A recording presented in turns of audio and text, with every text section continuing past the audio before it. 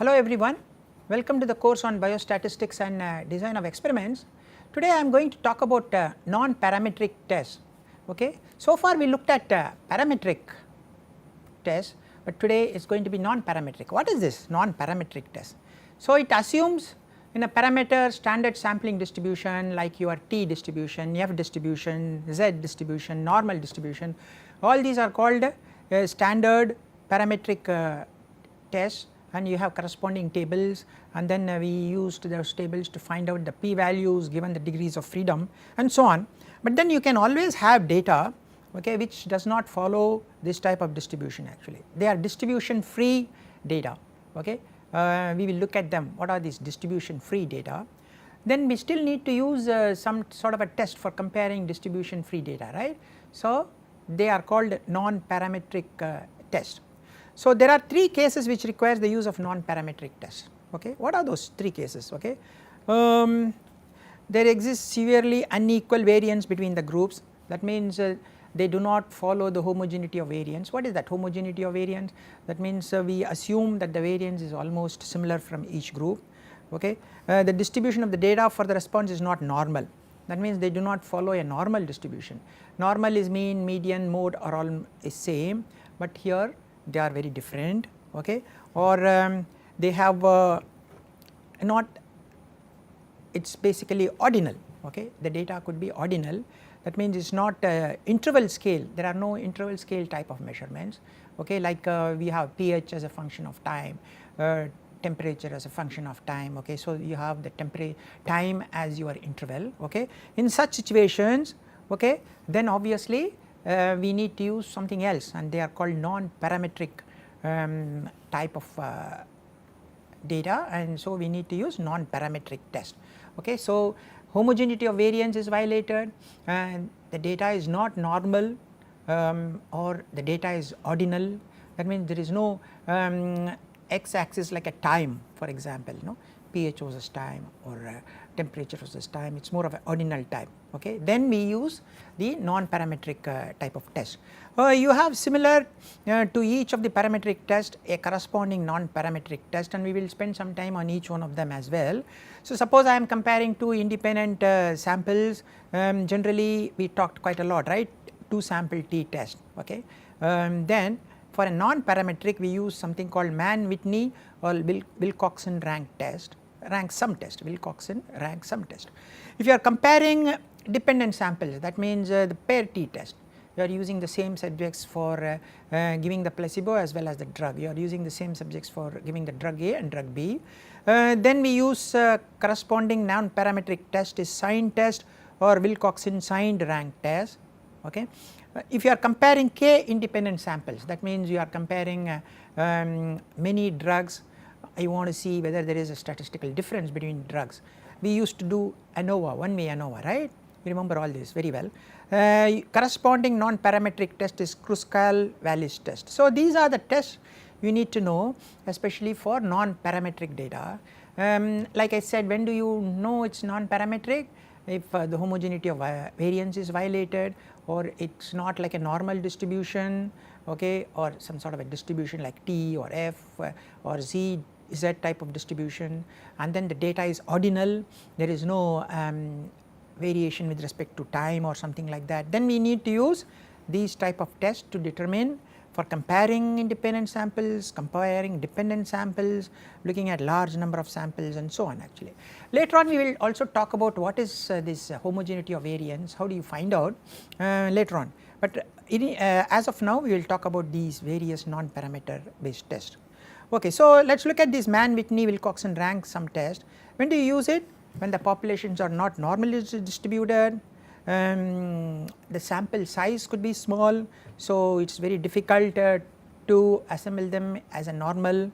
The response is ordinal, that means integer numbers type response. Okay. So what do? We can say H naught, that is the null hypothesis, is you are looking at distribution of population A and population B. The null hypothesis could be A is equal to B. The HA, the alternate hypothesis could be one of them, right. A is not equal to B, that means population A and population B are not the same, or population A larger than population B, that is A greater than B, or population A is less than population B, that is A less than B. So, these could be the various types of alternate hypothesis, and this could be the null hypothesis, just like the previous parametric based test actually. Okay, let us look at some problems later on, but initially we are looking at A is equal to B, distribution of A and B are same, whereas A is not equal to B, right. Here A is greater than B, because A is shifted to the right. So, for example, we can say, is there an evidence that the values of A are generally larger than that of B? If this is on this side, we can say, is there evidence that the values of A is generally less than that of population B? These are some good references which I am talking about here, it is worth looking at these references books, which gives you quite a lot of examples related to health sciences and biological sciences. So, what do we do in this? We rank all the data. So, suppose we have NA observation for sample A, NB observations for sample B. So, we combine all the results together and rank them, that means 1, 2, 3, 4, the smallest value called 1 and so on, and then put them in ascending order, that means smallest value at the bottom, that is 1, then the next larger is 2, like that, but you have to combine both sides. Then sum the ranks of the observations from population A separately, that will be called WA, sum the ranks of population B, that will be called WB, assign average rank to these tied observations. Suppose if I have a data 16 in population A and I have another data 16 in population B, what do? I will add 2 ranks, divide by 2, that is called the average rank. So, the alternate hypothesis is A less than B, reject H0 if WA is smaller than WB. So, it is exactly like that. So, if WA rank is smaller than WB, then A less than B, that is the alternate hypothesis, and if WA is big than WB, then alternate will be A greater than B, and of course the null hypothesis will be A equal to B. So, you understand. So, what we do is we combine all the data and then rank them, the smallest will get rank 1, then next one will be rank 2, like that, the largest will get the highest rank, and then you sum all the ranks related to A and call it WA, sum all the ranks related to B, call it WB, and then if WA is smaller than WB, the alternate will be A less than B. If WA is bigger than WB, then the alternate will be A greater than B. So, you understand this, and then there is a table for this, there is a table also for ranks, and then we can reject the null hypothesis or accept the null hypothesis based on the statistics and the table comparison, just like the normal parametric test. Let us look at a problem, and before going to that, this is the table, this is the table, as you can see. N is the sample size of the group with the smaller rank, N is the sample size of the group with the smaller rank, and this here you have the 2 alphas, the 0.05 probability and 0.01 probability. So, N, this is the smaller rank, sum must be less than in order to reject the H0, for a one-tailed test. Similarly, you also have a table for the two-tailed test. So, this table contains values, the smaller rank sum must be less than in order to reject the H0 for a one-tailed test. Do you understand? So, we have here sample size of the group with the smaller rank sum, and this is the sample size of the group with the larger rank sum. Do you understand? Now let us do a problem here. This problem is taken from this particular references, it is Journal of Laboratory Clinical Medicine. We are looking at the fasting glucose levels of patients who are having Huntington's disease and those of the control. So, glucose is given orally to those with Huntington disease as well as to a group of the control, and then after 5 hours the data is collected, that is the glucose present in terms of mg. The hypothesis is the glucose greater for patients with Huntington disease, that means H0 is control equal to Huntington, we will call it C is equal to H, HA is control is less than Huntington. Do you understand? Control is less than Huntington. So, C is less than H. So, as I said this example is nicely taken from this reference. Okay, so, what do you do? This is the data. So, you have the control the glucose 10 control and then 11 with Huntington, okay, 11 with Huntington, 10 with, this is the glucose levels after 5 hour after oral ingestion, okay. This is the value, this is the value. So, obviously, we cannot consider this as a normal distribution because it is sort of ordinal. So, what do? We combine all these data. So, 11 plus 10, 21 sets of data, and then we arrange them in the ascending order, that means increasing order. So, we give 65 starting, then go right up to 100, this 100 will come there. So, that will get a rank of 21, 65 will, there are two 65s as you can see here.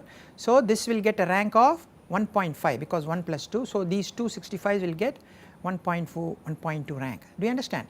Then comes 73, then comes 75, then comes 77. There are two 77s here, 177 here. So, this will get rank of 5 and 6. So, 5 plus 6 by 2, 5.5, 5.5, like that you rank all the data. Okay.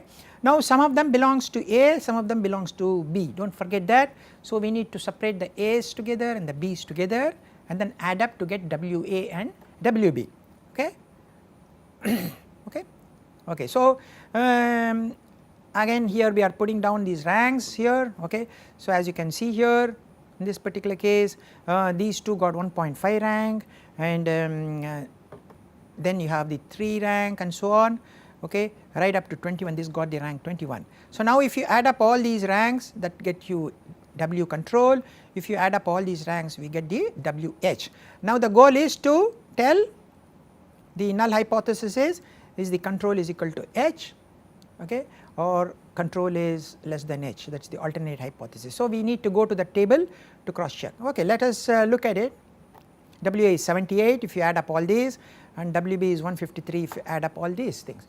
So, once you do that, now we go to the table, this one corresponds to the lower one and that one corresponds to the higher one. So, we look at 10 and 11.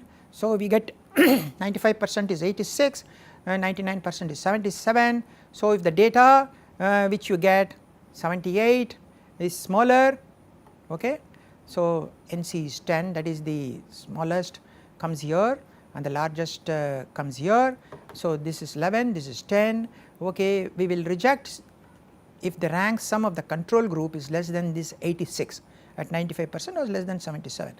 So, what do we get? The answer is 78. So, here 78 is less than 86, okay. So, at 95% or alpha of or probability of 0.05 we can reject the null hypothesis. So, what is the null hypothesis? The null hypothesis is the blood glucose level is the same for the control as well as those suffering from Huntington disease, and as per this we got a number of 78, that is the smallest number, and when you look at the smallest number and compare it here, this number is larger. So, we reject the null hypothesis. Okay. So, we accept this alternate, that is control will have lower H. Do you understand? So, you look at this table and then this rows correspond to the lower data points, this corresponds to the higher data points. In this case this is control and in this case this is the Huntington disease. Okay. So, if you take the 95% you get 86, but when you add up all the control ranks we get it as 78, because 78 is lower than 86 we reject the null hypothesis. If that WA has been larger than 86 then we cannot reject the null hypothesis, but in this case we need to reject the null hypothesis. Okay. So, that is one problem. Okay. So, using the Wilcoxon rank sum test we have evidence to suggest that the 5-hour glucose level for individual with Huntington disease is greater than that for the healthy controls at 95% or p is equal to less than 0.5. Okay. We took this because the 78 is less than 86 at the value of this.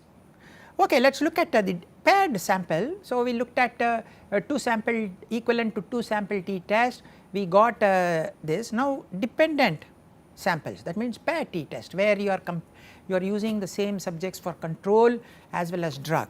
There are two different types of test, one is called the sign test, other is called the Wilcoxon signed rank test. Okay, let us look at the sign test. So, this is used when we have no evidence that the paired differences are not normally distributed. So, if it is normally distributed, it is not difficult, we can use the paired sample t test, and I taught you how to do that long time back, right. The response is ordinal, that means it is just numerics, there is no independent variable like as a function of time and so on. Used when the response is difficult to quantify. Sometimes we may have situations like better, got worse, no change, marginal change, okay, that sort of thing. But the main drawback of this test is the magnitude of the pair difference is lost, because it is looking at only the signs, plus, minus, comparing the pluses with the minus, the magnitude, how much it is changed is lost. But the other test can help you out on that, the Wilcoxon signed rank test can help you out of that, but the sign test loses it. Okay. So, it looks at the pluses, it looks at the minuses, and then it considers only the non-zero paired differences, okay, if there are 0 we neglect it. So, if you have more of pluses than minus, we can indicate that some type of change has occurred. So, if the null hypothesis is no change is true, we expect pluses and minus to be equal. So, pluses minus 0.5, okay, it should follow a binomial distribution, but if it does not follow with the probability of 0.05, then we can use the test to find out whether it is significant or not. Okay. So, it is quite simple. Okay, let us look at an example which uses the sign test. This was taken from this particular book, reference Journal of Clinical Oncology. So, they are looking at hepatic arterial infusion of floxuridine and cisplatin. These are anti-cancer drug for the treatment of colorectal cancer. Okay. So, 29 patients data was recorded before and after infusion. So, is there any evidence? So, there was an infusion of floxuridine and cisplatin anti-cancer drugs for the treatment of colorectal cancer. It was given to 29 patients, data was recorded before and after infusion. So, is there evidence that patients had a better performance score after infusion? That is the question here asked. Let us look at the data. So, before infusion, so we have there are 29 data points. Okay, before infusion you got this data. Okay, this is sort of a qualitative 0, 1, 2, 3. After infusion, same patients, that is why it is almost like a paired t test which we used to do for parametric. So, you get like this. Okay. Now, you subtract A minus B, so you get negatives, some of them are zeros. So, you get negatives, some of them are zeros, you get some positives as well, and so on actually after infusion. Okay, what do? H naught, no change in performance, of course status quo following infusion, or more specifically median change in performance score is 0. Okay. HA is performance scores improved following infusion, or more specifically median change in performance score is greater than 0, because we are subtracting A minus B. So, we expect it to be better. Okay. If it had been B minus A, that is different, but here we are doing it after infusion and before infusion. So, subtracting A minus B, so we expect it to be better, that means it should be greater than 0. Okay, let us look at this data. So, there are some zeros, so forget about that. So, some negatives are there, that means after infusion it is not good, but there are some positives. So, a lot of positives appear to be there. So, we feel that after infusion things are better, okay, as you can see. Okay, now let us add up the negatives, let us add up the positives, forget about the zeros here. Do you understand?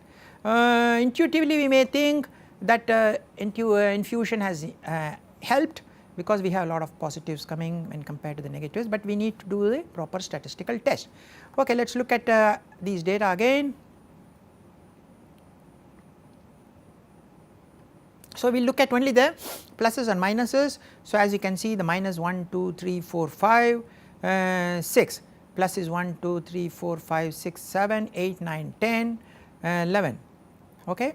So, you have 11 pluses and 6 minuses in 17 data points. Okay. So, if H naught is true, then we should have a probability of 0.5 for the 17 data. okay. Whereas if not, then obviously we need to use the binomial.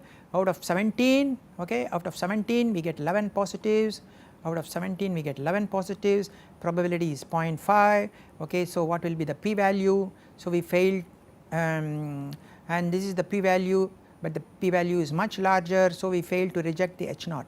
So there is insufficient evidence to conclude, although it looks lot of positives, but then 11 out of 17, when you put a p of 0.05, it gives you a probability of 0.166, okay, it gives you a probability of 0.166. Obviously we cannot reject the null hypothesis, there is insufficient evidence to conclude the performance score. We use a binomial approach to calculate the probability, and let me tell you how to get this particular value. So the probability of x greater than or equal to 11 when n is 17 with the probability of 0.5, that is what we need to calculate. So we need to calculate binomial distribution when 11 successes out of 17 with the probability of 0.5, 12 successes out of 17 with the probability of 0.5, 13 successes out of 17 with the probability of 0.5, 14 successes out of 17 with the probability of 0.5, 15 successes out of 17 with the probability of 0.5, 16 out of 17 with the probability of 0.5, and 17 out of 17 with the probability of 0.5, and add all of them, and that should give you this. Okay, let us look at it. We use the same binomial distribution, okay, we use the binomial distribution relationship.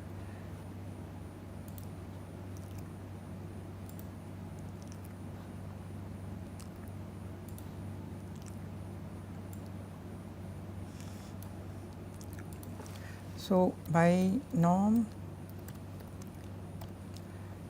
11 out of 17 with the probability of 0.5 false, okay, that should give you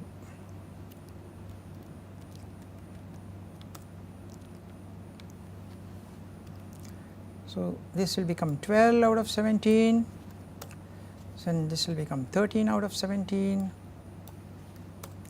this will become 14 out of 17, this will become 15 out of 17, this will become 16 out of 17, and finally this will become 17 out of 17. Okay. So if you add up all these terms together, you will get 0.166, okay, and that is how you get this probability. That this probability tells you probability of more than or equal to 11 in a size of 17 if the probability of occurrence is 0.5. But then the sign test has this biggest drawback, because it does not consider the magnitude of the sign, it just looks at the signs plus, minus, and so on. So in order to overcome that particular problem, we have something called a Wilcoxon signed rank test, okay. It does little bit consider the magnitude. Like I said, sign test, the magnitude or the size of the paired difference is lost, okay. So Wilcoxon signed rank test looks at the sign change, as well as it also considers the magnitude by some sort of a ranking, okay. Generally we use it when they are not normal. Obviously, like I said, we are looking at non-normal distribution and the response is ordinal, like the previous case, okay. So let us look at one problem. This is based on a particular reference here.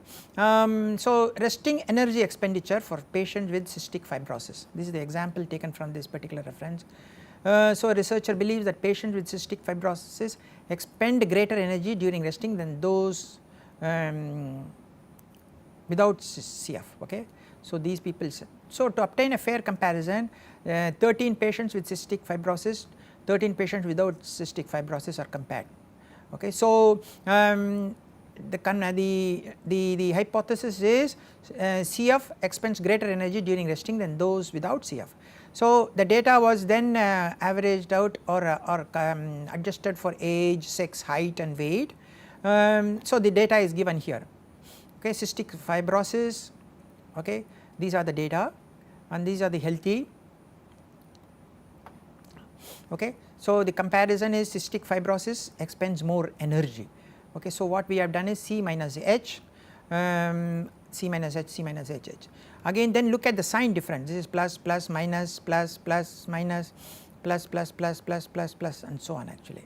Now you take the absolute difference of this data and then you rank them just like originally we did rank test. So the lowest gets 1, the next one gets 2 and so on, okay, until the highest gets 13. What is signed rank? You put the sign also now, okay. So 2 will become minus 2, 1 will become plus 1 and so on. So this will become minus 5 and the rest all will become plus corresponding rank, okay. So it considers not only some sort of the absolute values as well as it considers the rank, okay. Okay, now you so we have these 13 sets of data, we look at them, then we calculate the positive ranks, sum of the positive ranks and then we calculate the sum of the negative ranks. So negative ranks is 2 plus 5 is 7, positive ranks the rest of them, okay, T plus and T minus, okay. Reject the H naught, it states that there is no difference between the populations if either one of these ranks sum is large and the other is small. So the Wilcoxon signed rank test, it uses the smaller rank from these two ranks, okay, minimum of that row, just like the original rank test, okay, it uses that as a test statistics, okay. So the H naught here is the resting energy expenditure of individuals with CF is equal to the healthy individuals who are the same gender, age, height. That means there is no difference in the energy spent by the CF and non-CF. And HA, the alternate hypothesis is the resting energy expenditure of individuals with the CF is greater than the healthy individuals who have after adjusting for gender, age, height and weight, okay. Okay, so we are doing this paired difference, 0 for H naught, greater than 0 for HA, do you understand? Okay, so we take the smaller of the two, okay, in this case the minus which is 7, okay.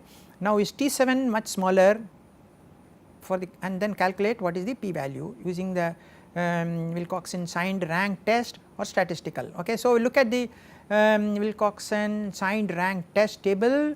So we have this degree the number of data points, we have the two tailed and one tailed. Let us look at the one tailed. So 21 and 12 we get, observed value is much less than these values, so we reject the, so out of the 13 and 7,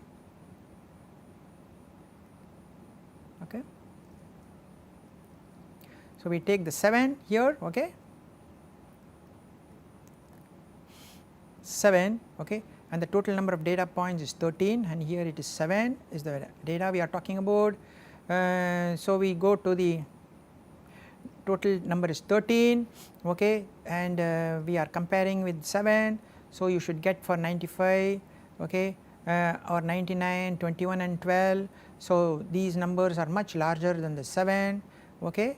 So reject H naught at even p is equal to 0.01, okay. Do you understand? It is exactly like the previous signed rank test. We were looking at the table, okay. Here the total number because it is paired we have only one set of number, whereas in the other rank test you remember we had rows and columns because we had it is almost equivalent to a 2 sample t test. Then these test statistics must be lower than the table value to reject null hypothesis. So we got 7 and here we are having 21 or even 12. So these are much larger than the test statistics. So we reject the H naught at a p value of 0.01 actually. Do you understand? So individuals with cystic fibrosis have a larger resting energy expenditure when compared to healthy individuals at a p is less than 0.1. Do you understand? So how to do this problem? So we looked at two types of non-parametric test, one for equivalent to 2 sample t test, okay, the other one is equivalent to a paired sample t test, and corresponding sign test, rank test, then we have the paired rank test and so on. Each one of them have their own tables for comparison. Okay. So, we will continue on this non-parametric test in the next class also. Thank you very much.